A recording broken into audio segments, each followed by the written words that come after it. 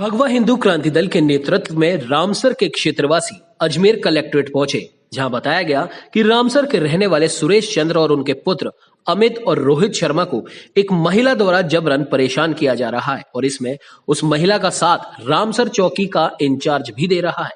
उनसे जबरदस्ती 5 लाख रुपयों की डिमांड की जा रही है और ऐसा ना करने पर झूठे मुकदमे में फंसाने की धमकी देने का भी आरोप लगाया। इस मामले में पीड़ित परिवार और ग्रामीण भगवा हिंदू क्रांति दल के नेतृत्व में कलेक्ट्रेट पहुंचे और ज्ञापन सौंपा गया।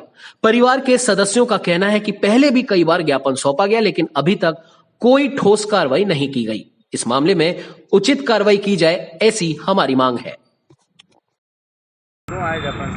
राजकुमारी नामक एक महिला है जो यूपी की है।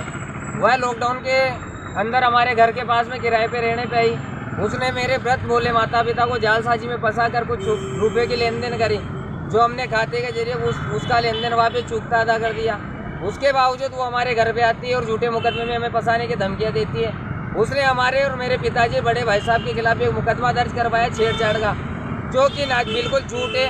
गाँव वालों को और पुलिस प्रशासन को पूछ लीजिए आप। उसके बावजूद हमारे घर पे आती है वो और बैठती है, बोलती है 5 लाख रुपए दो।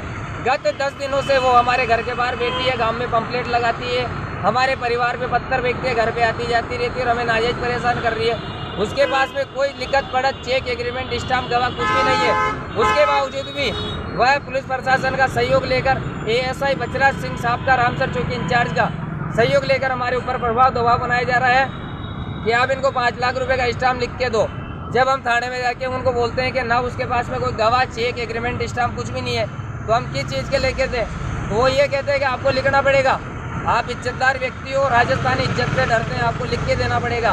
तो हमारी यही गुजारिश है कि औरत मर जाए, हमारी कोई जिम्मेदारी नहीं होगी। सारी समस्या का समाधान है रामसर चौकी इंचार्ज, उसके द्वारा ये षड्यंत्र रचा हुआ है। हम चौकी के अंदर जाते हैं, डराते धमकाते हैं। 151 के अंदर वो बंद होने के बावजूद हमारे घर के ऊपर आती है, बैठती है।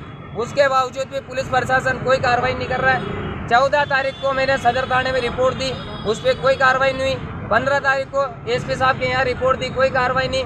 17 तारीख को SP साहब के यहाँ रिपोर्ट दी, उस पर कोई कार्रवाई नहीं हुई। 19 तारीख को पूरे परिवार के सहित रिपोर्ट दी, उस पर कोई कार्रवाई नहीं हुई। 30 तारीख को SP साहब के यहाँ रिपोर्ट दी, जिसपे अभी तक भी कोई कार्रवाई नहीं की। IG साहब के समझ में पेश हो गया मैं, अभी तक किसी प्रकार की कोई प्रशासन कार्रवाई नहीं कर रहा है। मेरी भाभी जी 9 महीने की प्रेग्नेंट है, 2-4-5 दिन के अंदर उनकी डिलीवरी होगी और वो औरत घर के बाहर आके हमें नाजायज परेशान कर रही है, अपमानित शब्दों का प्रयोग कर रही है। गांव में जगह जगह हमारे रिश्तेदारों के अंदर जाती है, आती है, बोलती है कि इनसे पैसे मांगती हूँ, पैसे दिलाओ, और पुलिस वाले बोलते हैं कि आप पैसे दो। जब हम बोलते हैं कि इसके पास कुछ सबूत हो तो लाओ, तो भी हमें पुलिस प्रशासन बहुत ज़्यादा दबाव बना रहा है। क्या चाह रहे हो आप, क्या चाह रहे हो? हम ये चाहते हैं कि हमें उचित न्याय मिले। हमने उनसे जो पैसे लिए उनको दे दिए, उसके बावजूद भी पुलिस प्रशासन जो दबाव बना रहा है ये गलत है। कोर्ट के अंदर सिविल के अंदर मामला चल रहा है, उसके बावजूद वो आती है, घर पे बैठ कर परेशान कर रही है।